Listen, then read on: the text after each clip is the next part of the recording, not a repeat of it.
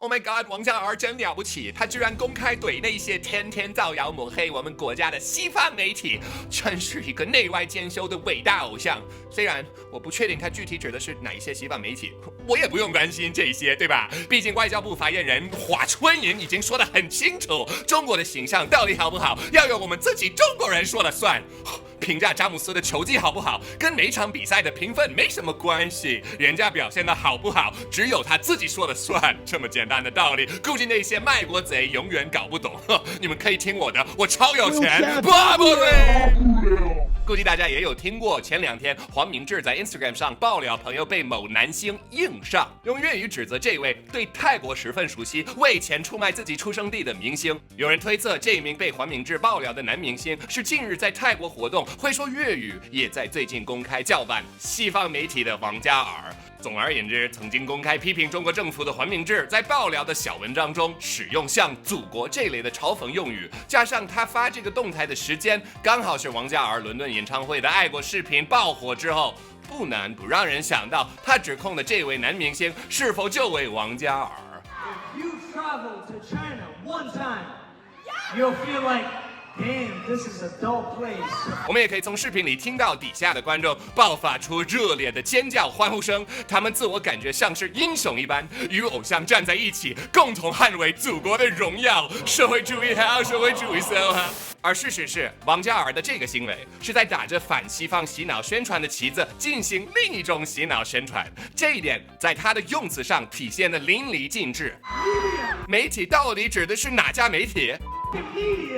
这样含混笼统的说辞，不仅可以很好的避免查证事实和追本溯源，同时更是加强了中国党媒体制的合理性。因为中国的媒体都必须奉行信党的原则，所以这种笼统化西方各国媒体的说法，就更容易让中国观众相信西方媒体也都得信拜登或者川普或者奥巴马，都是以立场定是非的。在塑造假想敌上，这种简化的方式特别有效地误导中国观众，让中国观众认为西方国家从上到下都对中国怀有巨大的敌意，从而达到煽动民粹主义情绪、转移内部矛盾的目的。而王嘉尔作为一个在香港这样一个曾经拥有过媒体自由环境下出生长大的人，他如果是因为没有常识而在演唱会上张口就来，那他是真的傻。但是我倾向于相信他非常清楚这种言论背后的煽动利益，他不介意用言语操纵他的观众，而只是想要通过这种爱国手段收割更多的韭菜粉丝，赢得更大的市场。如果他不是傻，那他就是坏。 I love you,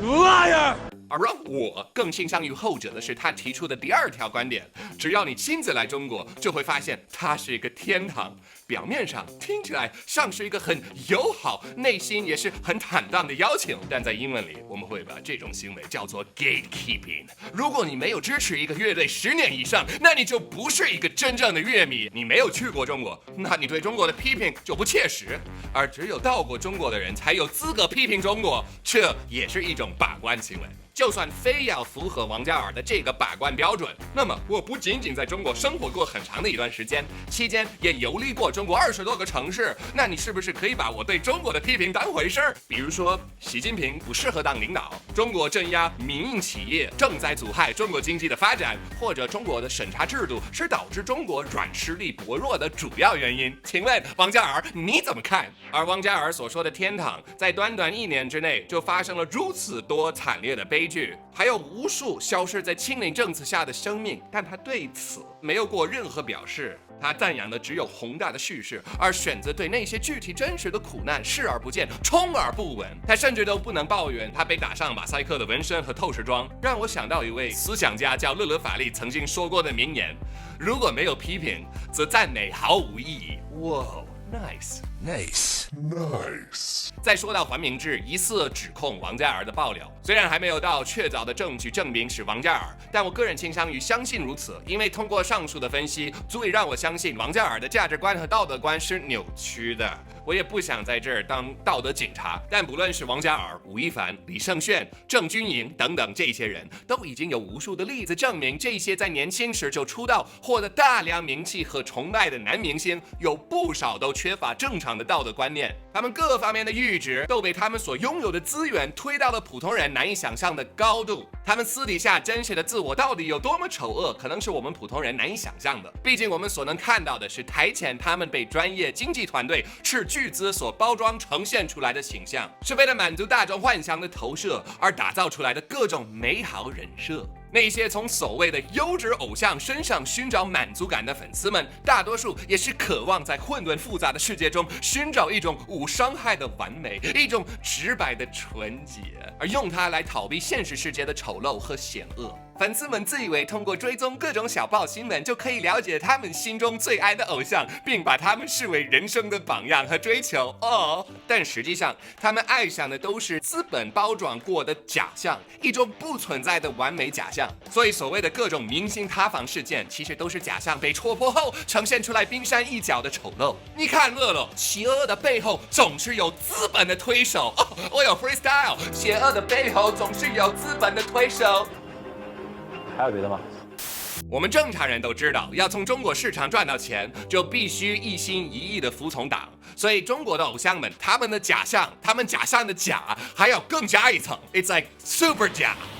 但我并不是反对追星，也并不是想要喷所有的偶像明星和那些追星一族，而是想要提醒大家擦亮眼睛，提高择偶标准，不要被那些假象所蒙蔽了，而是要去挖掘一些更深层次的内涵，去获得一些思想上、精神上的力量和支持。我自己也有一个仰望的对象，他是布鲁斯音乐家，名字叫 Daryl Davis。除了他在音乐上的造诣，他在最近30多年的时间内，通过自己的身体力行，成功说服200多位3K 党成员脱离组织，重归于善。 The things that we had in contrast as trivial as skin color began to matter less and less.